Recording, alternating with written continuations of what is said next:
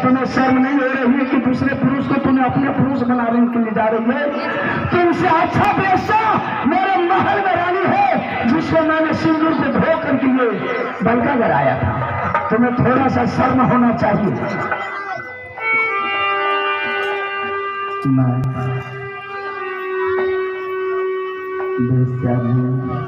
तो क्या है तुम अपने सूरत दिखाने के लिए कई घर आई है? तुम अपने माया का जाल में मुझे फंसाने के लिए चाहती है? ये पापी राजा से मैं नहीं मर सका तो तुम अपने माया के जाल में मुझे मारेगी? कोई सतीवता नारी एक पुरुष को छोड़ करके दूसरा पुरुष नहीं देखता है। तो मेरे रानी महल को छोड़ करके इतना दूर ये दलका घर नहीं आ सकती। जिसको मैंने सोलह सिंगार खोल करके गंगा जी में भसाया, जिसको मैंने अपने हाथों से सिंदूर दिया, अपने हाथ से सिंदूर धो करके मैंने इसको राज आया, और तुमने सोलह सिंगार चढ़ा करके आई है मुझे फंसाने के लिए, माया के जाल में फंसाने के लिए। हम चाहती है तो मेरे सामने से दूर हो जा, नहीं तो मारते बिजली का कोड़ा था आराम जाती, ये गोरा बदन को काला कर देंगे, वरना ये मेरे सामने से दूर हो जा। जंगल में शिकार खेलना 6 महीने से ज्यादा आपको बीत गया। कोई शिकारी आज आपको नहीं मिला है 6 महीना से, तो आपके सामने आपकी पत्नी रानी फूला हाजिर है। जो भी कर सकते मुझे मंजूर है। ठीक है, अगर तुम मेरे पत्नी हो तो तुम ये बता सकती है कि तुम्हारी नहर कहाँ है? तुम्हारे पिताजी का क्या नाम है? तुम्हारे भाई का क्या नाम है?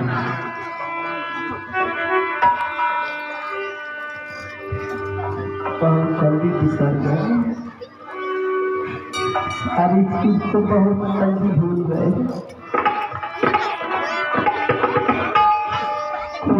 रानी फूला को कौन नहीं जानता है? नरगर किला की रहने वाली है। दूल्हा उठा करके आपने मोहन किला ले गए थे।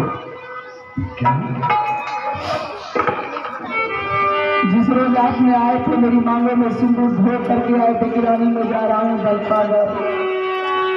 दलतागढ़ से बेटी के लिए तुम सामान में लेकर के आऊंगा, तब तक ये सिंदूर तुम यहाँ धो। आप अपने हाथों से मेरी मांगों को सिंदूर से धो डाले। आपके रहते हुए आपको मैंने देखते देखते मेरी नजर थक गई, मुझे कुछ समझ में नहीं आया। मैंने बेटा इंदर सिंह को, जब आप नहीं आए तो मैंने बेटा इंदर सिंह को दलतागढ़ मैंने भेजी। इंदर सिंह वो भी आया है, ना जाने दुश्मन के घर में बंद करके किस रूम में बंद करके मारता पीटता है, खैनी का मरचाई का धुआं देता है बेचारा। वो बेटा भी खैनी और मरचाई की धुआं वो जुनून हो गया है, ना उसे सांस तक चलने वाली बात नहीं होगी। इतना जल्दी रानी फूला को बिसर जाने की मतलब क्या है? क्या मैंने आपके साथ गलती की? इतनी बड़ी सजा रानी फूला को आपने दी है। मैंने आपके चलते मेरे कितने सैकड़ों रूप बदल करके रात में लक्ष्मी का भेद भर के मैं आपको छुड़ाने के लिए मेरे आई हूँ। यहाँ तक कि अब जिस राजा के पास आपने है, मैंने उस राजा से सब करवा दी कि उस बच्चा को छोड़ कर जब तक आजाद नहीं कर दूंगी तब तक मैं सुखे का सांस नहीं दूंगी।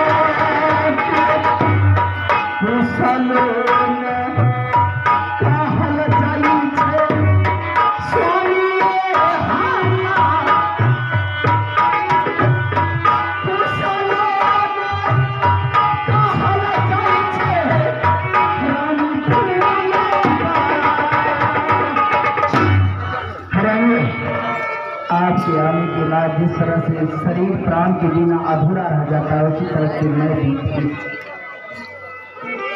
अधूरा रह गई। समझ गए हमें, आखिर करूं तो करूं क्या?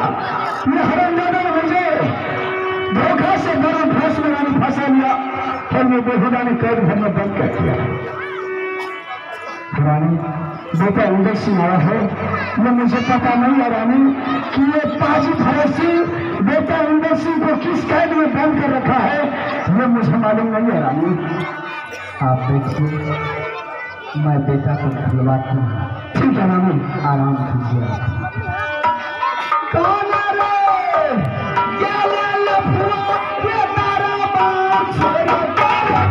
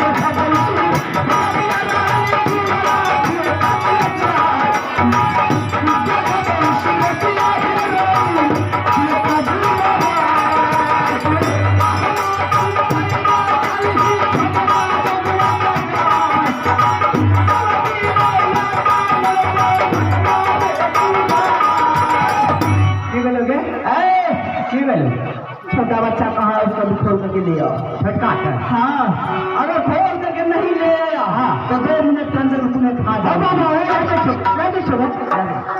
आगे हम आदमी के लिए आई तो ठीक है रे।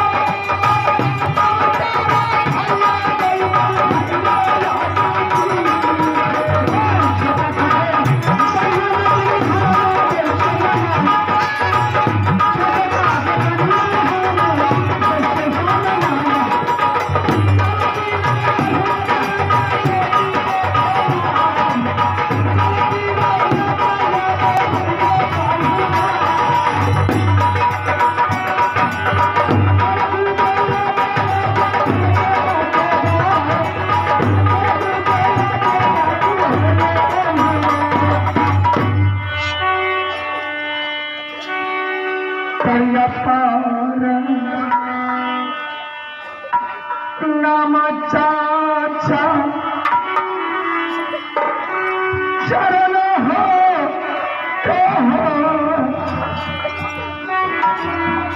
मरवे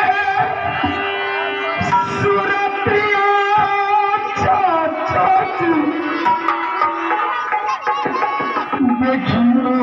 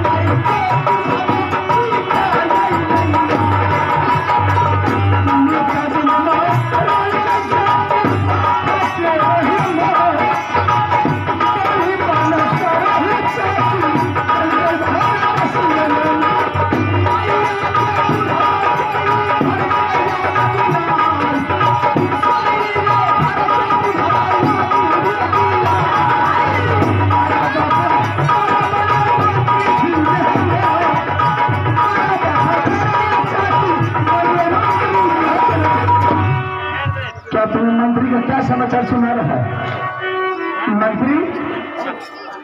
चल और मंत्री मुझे बहुत कफेदार किया। क्या किया है तुम्हारे साथ? जब वो राजा भरत सिंह ने मुझे पिटाई करने लगा था ऐसा, तो वो मंत्री मुझे बहुत बचाया है। क्या ये मंत्री तुमको बचा रहा था? हाँ। और मुझे बदन पर एक काफी लगने भी नहीं दिया।